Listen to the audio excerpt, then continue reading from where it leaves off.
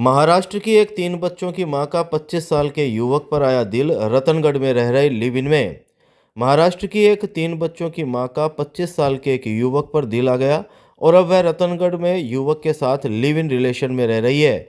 करीब 6 साल पहले महाराष्ट्र की ये महिला राजस्थान में आई थी। पति की मौत के 12 महीने बाद ही ससुराल के लोगों से अनबन हुई तो इसने 2 बच्चों को ससुराल में छोड़ दिया और खुद युवक के साथ घर से निकल गई।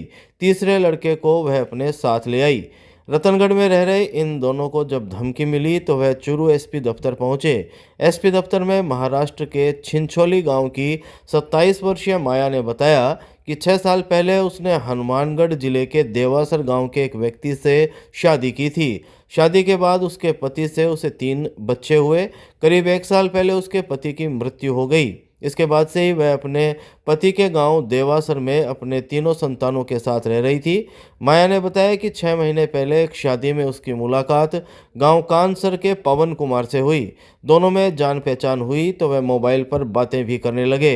माया ने आरोप लगाया कि इस बीच उसके ससुराल वाले उसे तंग परेशान करने लगे और घरेलू बातों को लेकर मानसिक तौर पर टॉर्चर करते।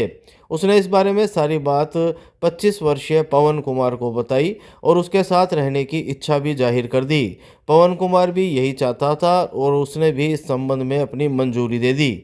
माया ने बताया कि कुछ दिन पहले वह अपने एक लड़के को साथ लेकर अपनी बहन के पास बीकानेर चली गई।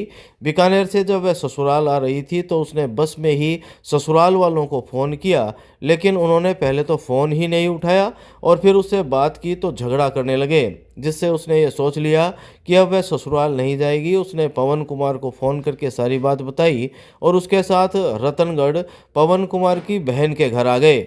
माया ने दावा किया कि अब उसने पवन के साथ शादी कर ली है और दोनों रतनगढ़ में ही लिव इन में रह रहे हैं। माया ने बताया कि अब उसके ससुराल पक्ष के लोग उसे धमकी दे रहे हैं, इसलिए सुरक्षा के लिए वह चूरू एसपी दफ्तर पहुंची है।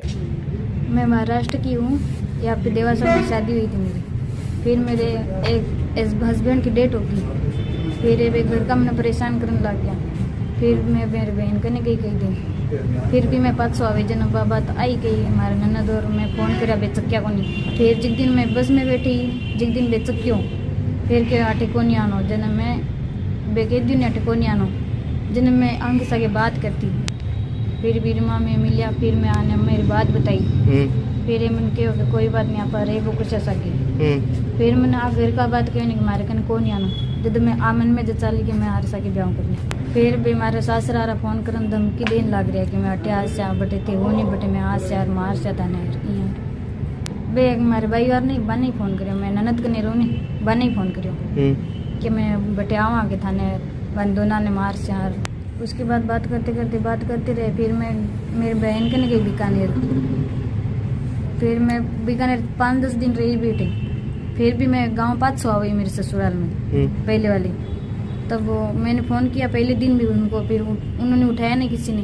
फिर दूसरे दिन भी फ़ोन किया तब वो बोले कि मुँह चक्कर आज जाओ के थे आनो को नहीं कहते कर यहाँ बोलियो नहीं जब। फिर मैं उस फैसला लिया कि मैं आरसा के ब्याह कर लिया बटे कि मेरे आदमी